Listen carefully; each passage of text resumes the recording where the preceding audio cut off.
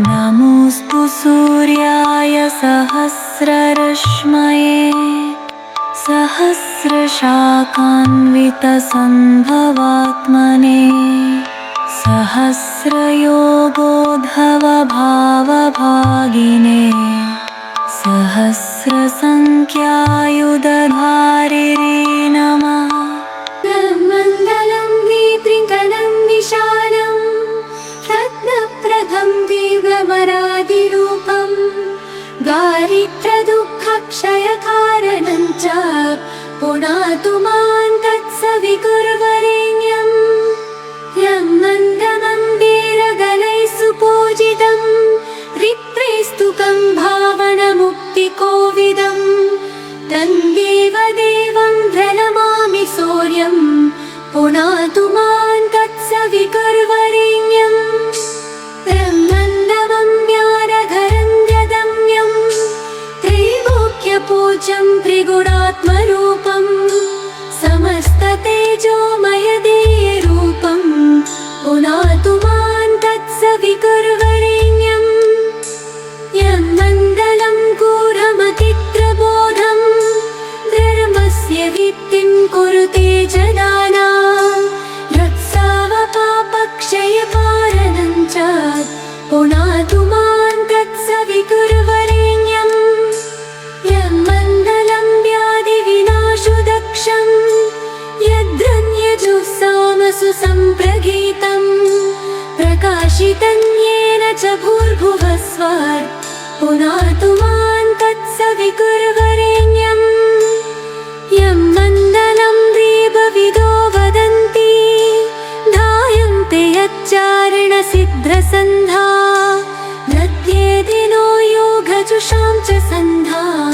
पुनातु मां तत्सवितुर्वरेण्यं यं मण्डलं सर्वजनश्च पूजितं जेतिश्च कुर्यादिह नत्यलोके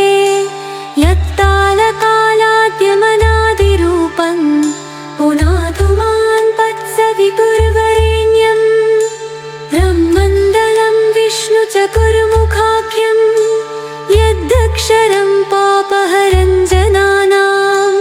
यत्तालकल्पक्षयकारणं च पुनातु मां तत्सवितुर्वरेण्यं यन्मण्डलं विश्वसुजिङ्किसिद्धं मुत्कत्तिरक्षप्रमयप्रदर्भं यस्मिन् जगत्संहवतीखिलं च पुनातु मां तत्सवितुर्वरेण्यं यं मण्डलं सर्वगतस्य विष्णो आत्मातरं हामविशुद्धतत्त्वं सूक्ष्मान्तरयोगपकानुगम्यं पुनातु मां तत्सवितुर्वरेण्यं यं मण्डलं विश्वचतुर्मुखाख्यं यद्योगिनां योगपकानुगम्यं तत्सर्वदेतुं तरमामि शून्यं पुनातु मां तत्सवितुर्वरेण्यं यन्मण्डलं वेदविदोपगीतं यद्योगिनां योगपकानुगम्यं तत्सर्वदेत्यं तरमामि सूर्यं